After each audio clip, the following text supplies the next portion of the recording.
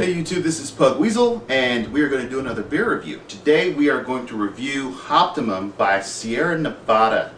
Let me zoom in for you, show you that bottle. This was recommended by a young lady at the liquor store, where I go get a bottle at a time. And so she said it was one of her favorites. It is given a 91, which is exceptional, by Beer Advocate, and it is 10.40% alcohol by volume. So let's give it a pour, see what we got. I have my brand new opener with the flames. Had to have it, didn't need it, but it looked cool, liked it, decided to buy it. This is an Imperial, it's actually called Hoptimum Imperial IPA. I'm not going to pour too much more than that because that's about half of it, and I'm actually going to take a walk later because it's such a beautiful day. I've got all this great light though, so I figured I'd knock out some videos. Let me zoom in on this color for you. It seems, just from the look of it, to be very carbonated. There's bubbles sticking to the side. I don't pour very aggressively, so I didn't get a big head, but the foam seems, the thin foam that I have there seems to have a nice kind of micro bubble consistency, and there's plenty of bubbles rising from the bottom, as you can see. Now, so there was no overwhelming smell that I smelled when I opened the bottle. I have my overhead fan on today, so that might have blown it away, but nose to the glass, nothing stands out too much. I mean, there's a bit of a hoppy smell, but past that, not all that outstanding in the context. Nothing outstanding in the context of smell.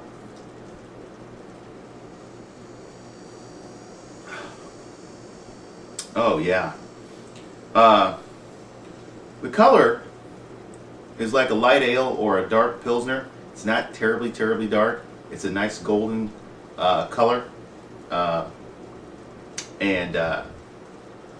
This is, as it advertises in Hoptimum, it's just very hoppy.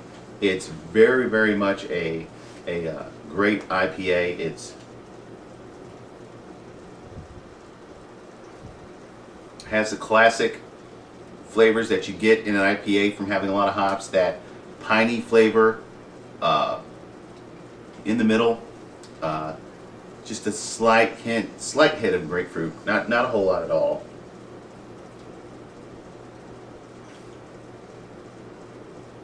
There's an immediate aftertaste of the bitter, but it's not overwhelming. It's not something where you want to make an ugly face.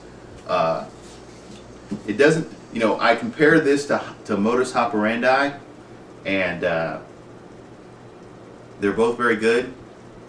I think that this is kind of, you taste it and it kind of goes all the way through, where that Modus Operandi tends to have that little, just a bit of a delay before you get the bitters in the aftertaste. But it's very good.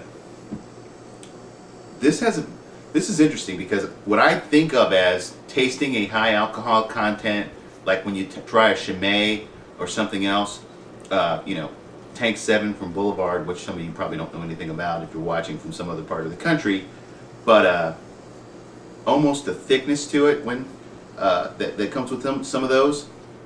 This does not have that, even though it is probably the highest alcohol content of any beer that I've actually rated so far, and I believe I'm going to be up to, I'm in my 20 or close to it, around 20.